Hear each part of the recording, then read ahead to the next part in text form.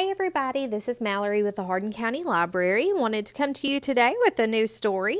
Today we are going to honor author and illustrator Tomie dePaola, who sadly passed away yesterday. So today we're going to be reading Strega Nona, which is perhaps his most noted and well-known story.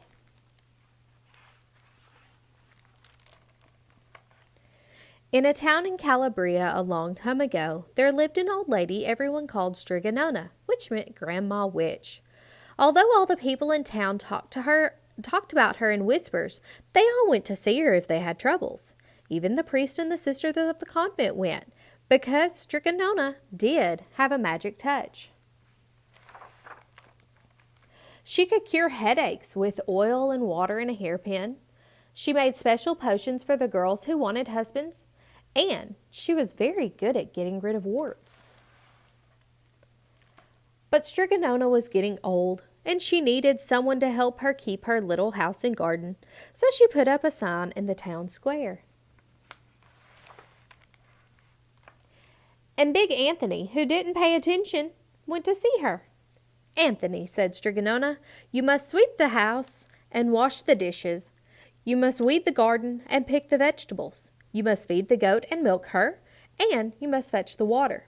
For this, I will give you 3 coins and a place to sleep and food to eat." "Oh, grazie," said Big Anthony. "The one thing you must never do," said Strega Nona, "is touch the pasta pot. It is very valuable, and I don't want anyone to touch it." "Oh, see, yes," said Big Anthony. And so the days went by. Big Anthony did his work, and Strega Nona met with the people who came to see her for the headaches and husbands and warts. Big Anthony had a nice bed to sleep in and next to the goat shed, and he had food to eat. One evening, when Big Anthony was milking the goat, he heard Strega Nona sing.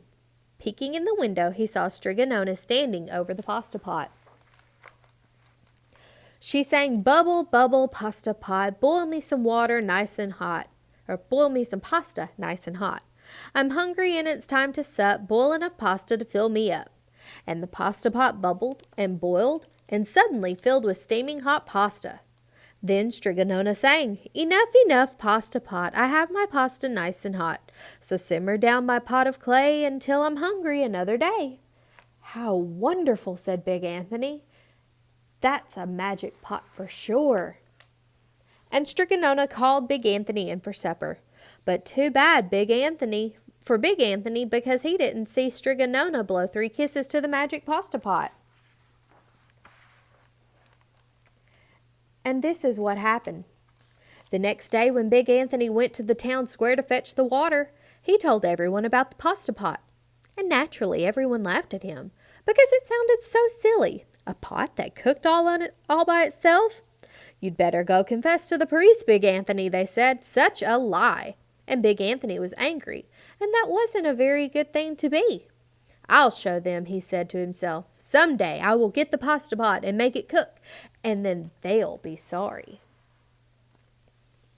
That day came sooner than even Big Anthony would have thought, because 2 days later Strega Nona said to Big Anthony, "Anthony, I must go over the mountain to the next town and see my friend Strega Amelia. Sweep the house and weed the garden, feed the goat and milk her, and for your lunch there's some bread and cheese in the cupboard. And remember, don't touch the pasta pot." "Oh, yes, yes, Strega Nona," said Big Anthony, but inside he was thinking, "My chance has come." As soon as Strega Nona was out of sight, Big Anthony went inside, pulled the pasta pot off the shelf, and put it on the floor. "Now let's see if I can remember the words," said Big Anthony. And Big Anthony sang, "Bubble, bubble, pasta pot, boil me some pasta nice and hot. I'm hungry, it's time to sup. Boil enough pasta to fill me up." And sure enough, the pot bubbled and boiled and began to fill with pasta. "Aha," said Big Anthony, and he ran to the town square, jumped on the fountain and shouted, "Everyone get forks and plates and platters and bowls. Pasta for all at Strega Nona's house. Big Anthony has made the magic pasta pot work." Of course everyone laughed, but ran home to get forks and plates and platters and bowls. And sure enough, when they got to Strega Nona's, the pasta pot was so full it was beginning to overflow. Big Anthony was a hero. He scooped out pasta and filled the plates and platters and bowls.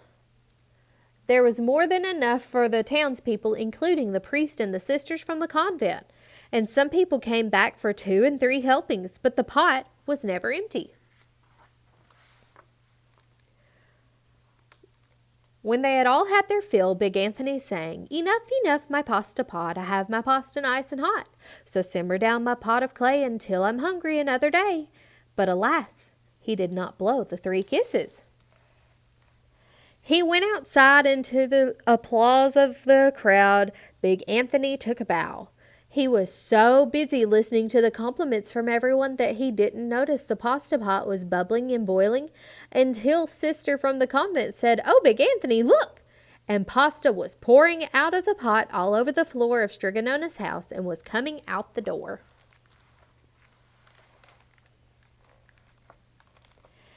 Big Anthony rushed and shouted the magic words again, but the pot kept bubbling. He took the pot off the floor, but pasta kept pouring from it. Big Anthony grabbed the cover and put it on the pot and sat on it, but the pasta raised the cover, and Big Anthony as well, and spilled all on the floor of Strega Nona's house. "Stop!" yelled Big Anthony, but the pasta did not stop, and if someone hadn't have grabbed poor Big Anthony, the pasta would have covered him up. The pasta had all but filled the little house. Out the windows and through the doors came the pasta, and the pot kept right on bubbling. The townspeople began to worry. "Do something, Big Anthony," they shouted. Big Anthony sang the magic song again, but without the 3 kisses, it did no good. By this time, the pasta was on its way down the road, and all the people were running to keep ahead of it. "We must protect our town from the pasta," shouted the mayor. "Get mattresses, tables, doors, anything to make a barricade." But even that didn't work. The pot kept bubbling and the pasta kept coming. "We are lost," said the people, and the priests and the sisters of the convent began praying. "The pasta will cover our town," they cried. And it certainly would have, had Strega Nona not come down the road home from her visit. She didn't have to look twice to know what had happened. She sang the magic song and blew the 3 kisses, and with a sputter the pot stopped boiling and the pasta came to a halt. "Oh, grazie! Thank you, Strega Nona," the people cried. But then they turned on poor Big Anthony. "String him up," the men of the town shouted. "No, wait," said Strega Nona. "The punishment must fit the crime." And she took a fork from a lady standing nearby and held it out to Big Anthony. "All right, Anthony, you wanted my pasta from my magic pot," Strega Nona said, "and I want to sleep in my little bed tonight, so start eating." And he did. Poor Big Anthony.